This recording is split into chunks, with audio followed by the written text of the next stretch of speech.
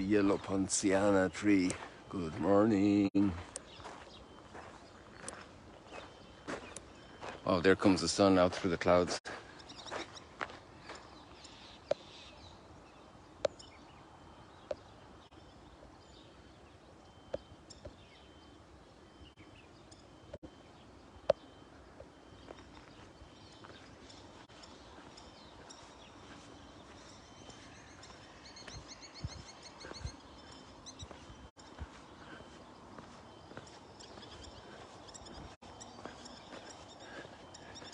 So I hope you had a wonderful Grandparents' Day yesterday. It's Grandparents and the Elderly.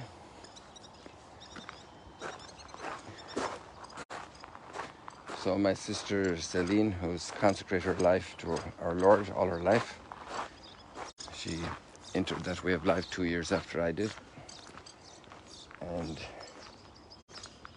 she wrote a little note in our family chat yesterday, as my brother is the only married member of our siblings with four children. So she said, here is a greeting for Grandparents' Day. And here is Pope Francis' message to the grandparents and the elderly. So I figured the rest of us are the elderly. That was a little bit of dry humor there. So we're either grandparents or elderly, some of us. And here's to all of you who are grandparents and elderly again. And actually the official day for the celebration of Jesus' grandparents is the 26th of July for Joachim and Anne. Yesterday we were in Nazareth, so that was a nice coincidence, God incidence, that we were there at Mary's house, that cave where the angel Gabriel, for those of you who have never come here, it's a cave. People lived in caves. Jesus was a caveman. He was born in a cave in Bethlehem. Caves were very useful. You have lots of caves here in Mount Arbel. I've showed them to you before. And it's just very completely a gift of constructed real estate, and it's cool in the winter, or cool in the summer, and boy, do we need it cool now. We're over 40 degrees these days, people, with all the traveling, and a lot of people who climbed Mount Tabor yesterday in the encounter. I haven't absolutely had zero time to check out what's being posted on our own Magdala media, the social media, Facebook and YouTube and Instagram of Magdala, but I'm sure the stuff being posted, and I recommend you guys to check that out if you want to get the pulse of the encounter. It's a fabulous time of grace, and it's one of the nice features is that we actually have quite a few grandparents with their grandchildren. We also have parents with their children. We also have parents here parents who sent their children here, who sponsor them, like young people. Like there are two guys who are working construction, two different people, different places. But I was impressed because in both cases, their parents signed them up for this experience. Of course, they were in agreement, and they're great young men. I'm sure they're maybe late 20s around, I'm just guessing. And, it's really solid guys, and starting out their lives. I think neither of them is married yet. And to have a time like this, the bond between parents and grandparents, between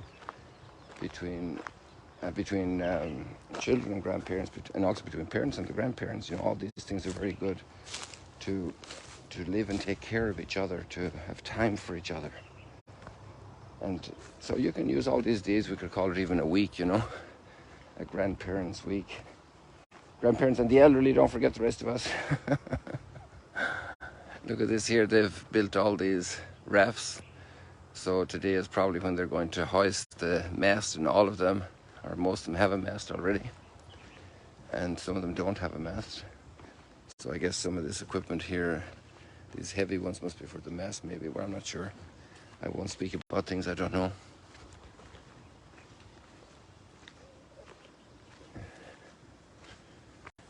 So all these barrels are assembled together like we saw in yesterday's video. And then all the poles are tied with ropes, so it's a relatively solid contraption. I think contraption would be a good name for it. Apparently some of them fall apart getting on the other side, but there are obviously support crews there to help them. And the importance of a cord, little string, you know. Because if a cord is not well tied, then something goes loose. So it's not just the big barrel is important and the big poles are important. Also the little strings are important. Because they tie. It's amazing how a small little thing can hold a piece together that's key and essential.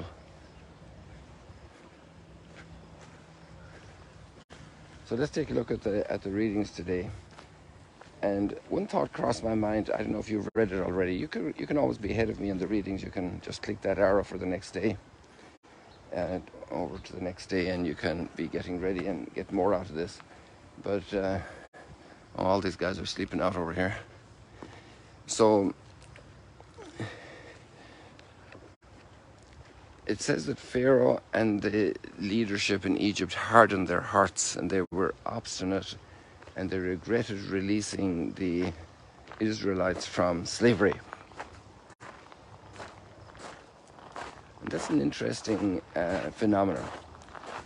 But I don't think we should get ready now to pick up some stones and just loosen up our arm to fling it at the Egyptians, because doesn't hardness of heart reach all of us? Or breakdown of our resolutions to do good? Isn't that a human deal?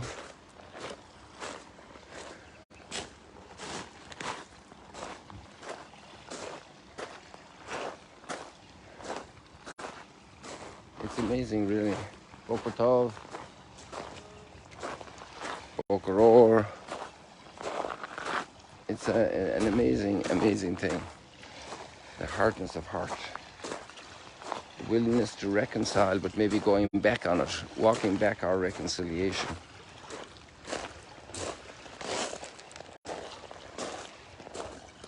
These themes are amazing, and actually the readings we have, both this reading and the psalm, the first reading and the psalm, we have them in the Easter liturgy. So we're going through the whole story in a way, but also very quickly, really, because there are a lot more in those chapters. And you could also click on the little quotation reference that's in the text of when you open up the link there for the readings. And if you just hit that, it'll take you straight to the chapter, so you can read the whole chapter, and then you can scroll over and back there, and you can scroll back to where you were. It's very handy. That's a great blessing of the modern technology, that we have that easy access to the great sources from which we drink for our spiritual lives. Great paradigms of human reality and of what we need to do. And sometimes then, with the hardness of heart and the obstinacy, you know, that puts other people up against the wall. In this case, they're between an approaching army and the sea. Between the approaching army and the sea. So, you know, how tested our nerves can be at some times when we see no way out.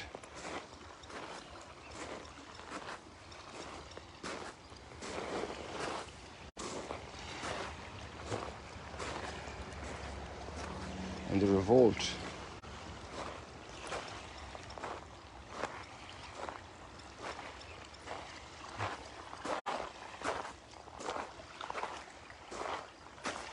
But there is a way out. It's amazing how the human being has found ways out of everything. It's amazing. It's absolutely amazing. When maybe with some of us today in this live stream have our backs up against the wall, there's a lot of pressure on us. Folks, there's a way out. There's a great way out. Between the sea and the mountain and an army crushing us, and that happened here in Magdala in the year 67.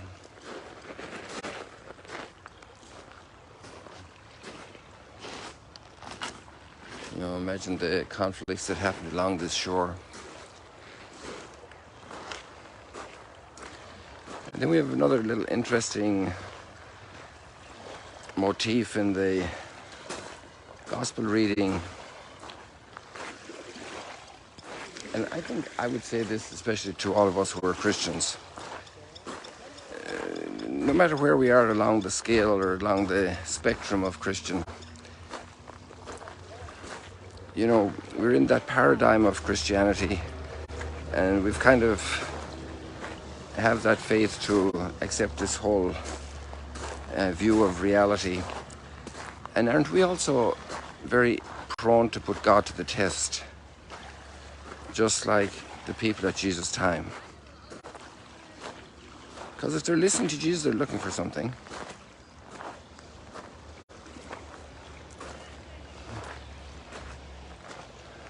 Even if you only go to church occasionally,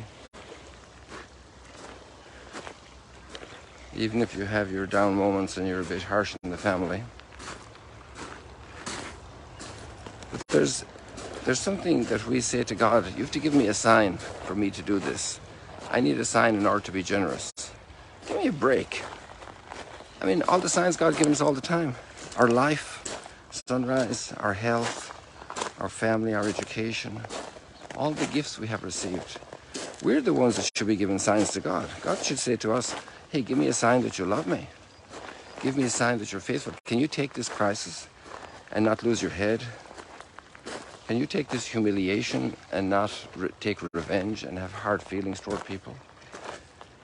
Can you do this little act of service even though you're tired? It's amazing to see the generosity of the pilgrims these days. The selflessness of so many. Helping each other. We have some elderly people. Maybe say a prayer for one lady. She actually slipped at the hotel and had a little fracture. She's going to have some surgery today. That was a couple of days ago. They have sized it up and said they need to do that. And her family has been alerted and everything. But so many people step up in those moments of need. So many people. Also people you wouldn't expect. People maybe that you were ready to misjudge. Hey guys, let's stop asking God to give us signs and let's say, God, I want to give you a sign that I love you. I want to give you a sign that I'm on your side. God's on our side. Give me a break. How can we say God's not on our side? God's on our side. We're the ones that have to give him signs that we're on his side. Isn't that nice now? Two young people early in the morning having a chat at sunrise. Isn't that beautiful? God bless them. God bless their friendship.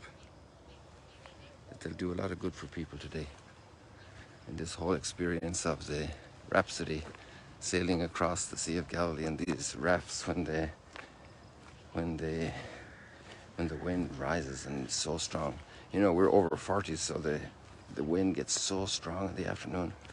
It's powerful. People, let me go.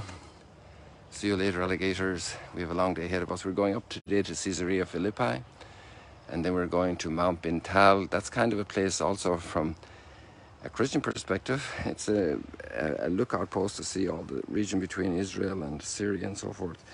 But it's also very close to Damascus, really.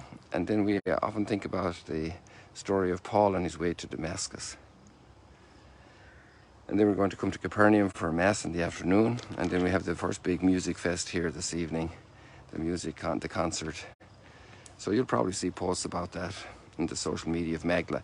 I'm figuring out that I really don't have time to do a lot of posts. I'm very busy in my responsibilities with the group I have. It's a bilingual group, so it's Spanish and English, so it's an extra challenge, keeping people on the same page, explaining things and motivating, some little teaching and so forth.